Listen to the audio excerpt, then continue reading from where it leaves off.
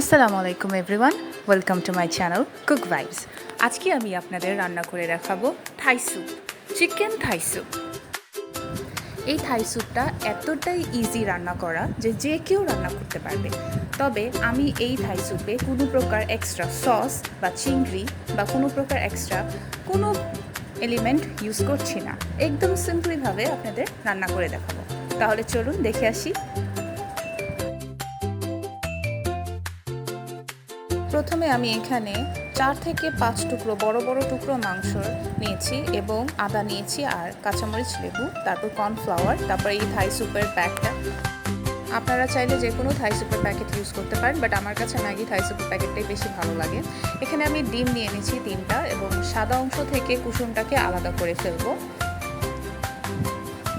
সাদা অংশটা আমরা স্যুপে দিব না, বিকজ এটা দিলে একটু ডিফারেন্ট টেক্সচার চলে আসে। আমরা যেহেতু অথেন্টিকভাবেই থাই স্যুপটা বানাবো বাট ইজি ওয়েতে, তাহলে আমরা সাদা অংশটা নিব না, আমরা শুধু কুসুমটা নিব। এদিকে আমার বোন কুসুম ভাঙতে গিয়ে, কুসুমটা আলাদা করতে গিয়ে কুসুমটাই ঢেলে ফেলছে এবং তারপর চামচ দিয়ে আবার তুলে নিল।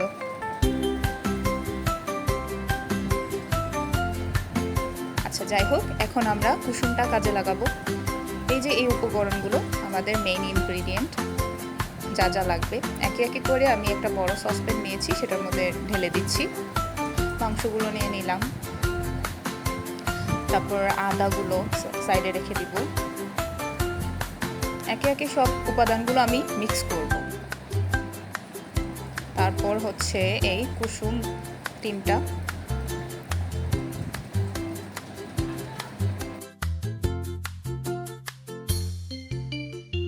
এই 1 চামচ লবণ দিয়ে দিব। এখানে আমি 4 থেকে 6 জনের আন্দাজে বানাচ্ছি।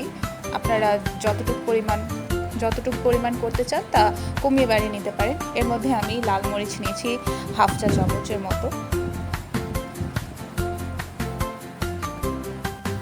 এখানে আমি 2 টুকরা লেবু দিয়ে দিব চিপে।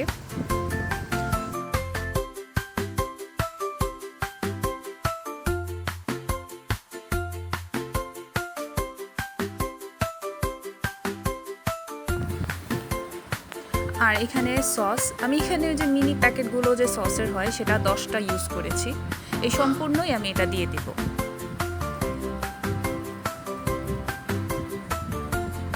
এরপর হচ্ছে কর্নফ্লাওয়ার, সেটা আমি নিয়েছি 5 চা চামচের মতো। সেটা পানির সাথে সামান্য মিশিয়ে এটা ঢেলে দেব। এই সবগুলো উপকরণ আমার দেওয়া হয়ে গেছে। এরপর আমি যে ম্যাগি স্যুপটা, থাই স্যুপটা নিয়েছি সেটা আমি গুলিয়ে এটাও দিয়ে দিব। ভালোভাবে মিক্স করে নিব, কারণ স্যুপটা যখন ভালো মতো মিক্স না হয় তখন রান্না করার সময় দলা পেকে যায়। স্যুপটা মিক্স হয়ে গেলে আমি এটা ঢেলে দেব।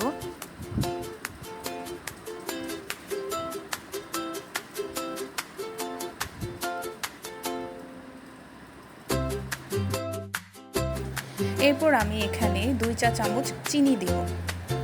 চিনিটা 2 অথবা 3 চামচ দিতে পারেন, যার যেরকম টেস্ট, একটু টেস্ট করে দেখে নেবেন। যখন এটা বলক হয়ে আসবে, টেস্ট বুঝে আপনি কমিয়ে বাড়িয়ে চিনিটা দিতে পারেন। তবে আমি এখানে 2 চামচ ব্যবহার করেছি। এরপর আরেকটু দিয়েছি, কারণ আমার পরে প্রয়োজন হয়েছিল।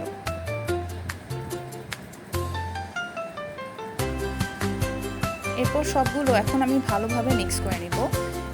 এই ধাপে আপনি চাইলে হাত দিয়ে সম্পূর্ণ একসাথে মিক্স করতে পারেন, অথবা চামচ দিয়ে। হাত দিয়ে মিক্স করলেও ভালো হয়, ভালোভাবে সবগুলো মিক্স হয়ে যাবে।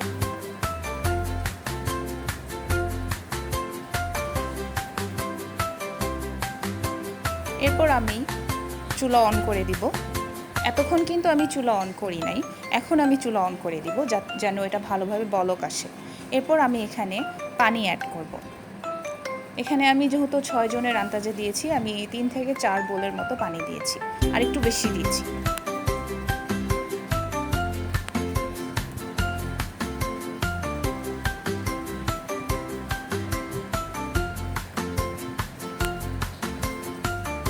পানি দেওয়া হয়ে গেলে আমি এটা ঢেকে কিছুক্ষণের জন্য রেখে দিব, যেন এটা ভালোভাবে বলক আসে। এরপর দেখেন কনসিস্টেন্সিটা ধীরে ধীরে ঘন হয়ে আসবে।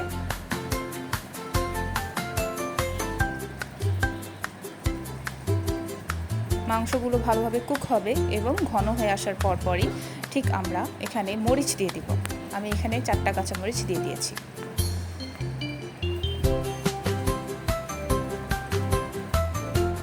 ব্যাস আরও 2 মিনিট ঢেকে রেখে দিব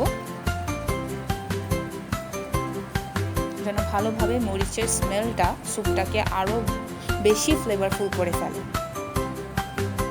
আমি কিন্তু বেশি উপকরণ দেইনি এই স্যুপে, এই সিম্পল ইনগ্রেডিয়েন্ট দিয়েই আমি আমার স্যুপটা রান্না করেছি এবং বিশ্বাস করুন এতটা মজা হয়েছে কেউ ধরতেই পারেনি যে আমি প্রন ইউজ করিনি। কোনো রকম রেস্টুরেন্টের চেয়ে কম হয়নি কিন্তু।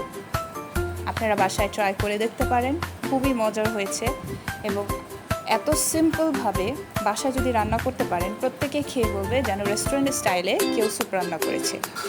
বাসায় এই চিকেন থাই স্যুপটা অবশ্যই রান্না করবেন রেসিপি ফলো করে। ধন্যবাদ, আমাদের সাথেই থাকুন। ভিডিওটা ভালো লাগলে অবশ্যই আমাদের চ্যানেলকে সাবস্ক্রাইব করবেন এবং আমাদের পাশে থাকবেন। ধন্যবাদ।